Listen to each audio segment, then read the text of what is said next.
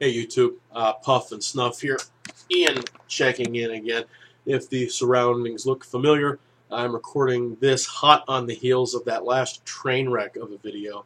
If you guys made it through that one, God bless you, and you probably deserve some sort of prize. Anyway, wanted to jump in and talk tobacco. This isn't a review, mainly because I don't know really how I feel about this stuff yet, but I'm smoking Haunted Bookshop, and this is a chubby, stubby, short little bent bulldog from Stanwell. Speaking of chubby, stubby little bulldogs, I think, yep, there's Winston hanging out, taking himself a nap. He's about as lazy. What? Hello. He's about as lazy as I am. Anyway, it's a fun little pipe. It's a semi-blast. I have a lot of semi-rusticated pipes, but this is definitely a sandblast around here, and there's panels of regular smooth briar. Anyway, Haunted Bookshop.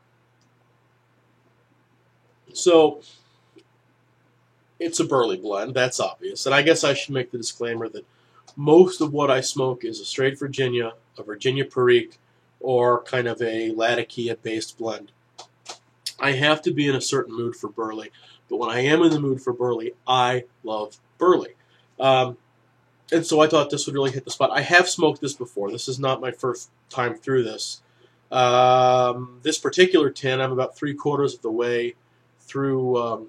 What does Cornell and Deal come in? Are they 50 gram or 2 ounce? Either way, the smaller tins, about 3/4 of the way through. And I'm really confused. I'm really confused by it. So it's burley and Perique, and there's some Virginia in there, but you don't really taste the Virginia. It's just kind of there to give the other leaf something to kind of stand on. And the blend changes radically as I smoke it. And I don't mean that necessarily in a good way. Not in the way, a Balkan might change where the Virginia comes up, then you get the Orientals and Latakia, and the Virginia comes back, maybe the Perique, or the way a good Virginia Perique is, how the Perique will kind of, recede and come forward, and then the Virginia gets sweeter, or, whatever. Within each bowl, not from pipe to pipe, not from tin to tin, from puff to puff, this goes from being great in that it is that earthy, smoky, nutty, that kind of ballsy burley that you want it to be, with just enough spice in the Perique to make it interesting, and then 2 puffs later, it's awful, and it's flat, or it's bitter, or it's like some unholy combination of wet cardboard and creosote. And I don't know why. I've been doing the pipe thing for a little over a decade. I would like to think that in this case we're not dealing with user errors. I know my pipes are clean.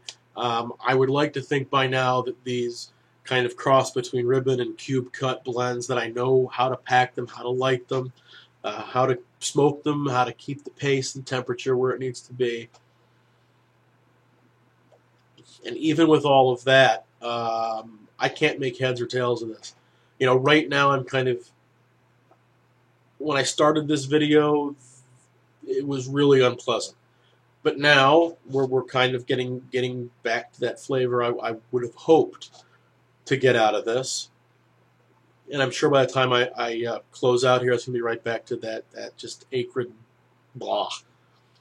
So anyway, and what's interesting is if you read the reviews on tobaccoreviews.com, this seems to be very much a love it or hate it blend. This is either someone's be-all, and I know if you watch Matches 860, and honestly, if you're a pipe guy and you're watching YouTube videos about pipes, you really ought to be subscribed to Matches 860. He's kind of one of, in my mind, one of the 4 or 5, must-watch, kind of guideposts of the YouTube pipe community. He's a huge fan of this blend. He smokes it in like half his videos. Maybe the trick is you have to have a Friday Savinelli to make it work. I don't know. But some guys seem to love it. Then other reviews, you can't stand it. And I can honestly say that I completely understand both camps. and not because it's a matter of taste. You know, if you don't like Lakelands, you're not going to like a Lakeland blend. If you don't like Perique, you're not going to like a Vapor. This, I could see Burley people not liking this blend. I could see Burley people loving the hell out of this blend. So what do you guys think? Is anyone else out there smoking this? Have you smoked this? Do you have an opinion on this? Would love to see some comments, maybe see some replies. I can't be alone. I can't be the only one who doesn't know really how to define this blend. It's either great or it's god-awful. It's definitely one of the two, but I can't tell you which one. So on a scale from 1 to 10, this either gets a 2 or an 8. Take your pick. But it's certainly not anywhere in the middle. Anyway, I think we've dragged on long enough, and I think we're about to start covering territory I've already covered here. So I'm going to get out of here, and actually I'm about to, that pipe just went out, I'm about to light for a change of pace. It's just I don't know, that's that imperfect billiard, I guess you'd call it, with some McBaron Dark Twist, which will certainly be a good smoke. I've never not enjoyed this, so I'm going to go ahead and light this up, enjoy it. I'm probably going to read some more reviews, try to watch some video reviews on Haunted Bookshop here and see, try to get my bearings on the thing. Anyway, guys, that's all for me. As always, I appreciate the comments. I appreciate the likes. I'd appreciate the subscriptions. Take care, and we'll see you later.